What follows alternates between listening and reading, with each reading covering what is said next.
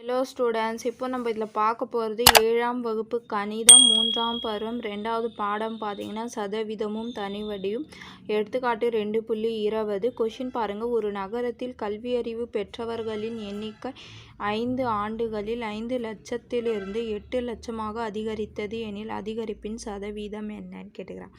அப்போ ஃபஸ்ட்டு 5 லட்சம் வந்துச்சு, அதில் 5 ஆண்டில் 8 லட்சமாக மாறிடுச்சு. அப்போது இது அதிகரிச்சிருக்கு. அப்போ 8ல் நீங்கள் 5 காய்ச்சினா அதிகரித்த கல்வி அறிவு உங்களுக்கு தெரிஞ்சிடும். அப்போ ஃபஸ்ட்டு பாருங்கள். தொடக்கத்தில்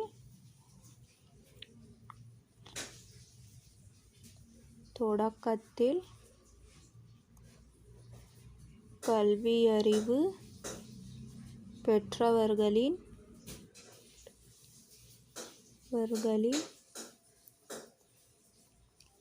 எண்ணிக்கை பார்த்திங்கன்னா 5 லட்சம்.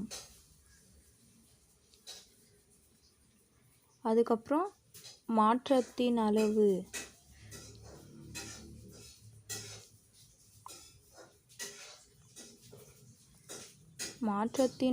பார்த்திங்கன்னா அதிகரித்திருக்குல்ல, அதுதான். அப்போது அதிகரித்த கல்வியறிவு பெற்றவர்களின்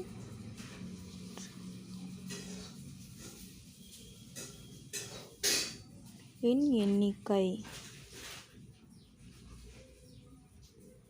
அப்போது அதிகரித்த கல்வியறிவின் பெற்றவர்களின்னா 8ன்னு சொல்லியிருக்காங்க. அப்போ 8ல் நீங்கள் 5 கழிச்சிங்கன்னா உங்களுக்கு ஆன்சர் கிடச்சிடும். அப்போ 8ல் 5 கழிச்சிங்கன்னா எவ்வளோ? 3.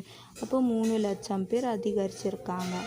அப்போது நம்ம இதுக்கு தான் ஆன்சர் கண்டுபிடிக்கணும். அப்போது அதிகரித்த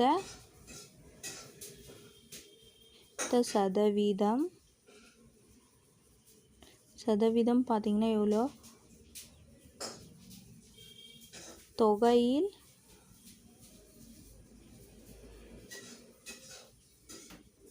ஏற்பட்ட மாற்றம் அசல் விலை 100ஆல் பெருக்கினா அது சதவீதமாக மாறிடும். அப்போது தொகையில் ஏற்பட்ட மாற்றம் எவ்வளோ? 3. அப்போ ஃபஸ்ட்லேருந்தே இந்தது எவ்வளோ? 5. அப்போது 5 பெருக்கல் 100. அப்போது இது பாருங்கள், 1 5 5 2 5 10, இந்த 0 அப்படியே வரும். அப்போ என்ன மீறுது? 3 பெருக்கல் 20. இப்போ 3 பெருக்கல் 20னா 60%. அப்போ இதுக்கு ஆன்சர் பார்த்திங்கன்னா 60%. புரிஞ்சுதுங்களா? அவ்வளோதான் இதுக்கு ஆன்சர்.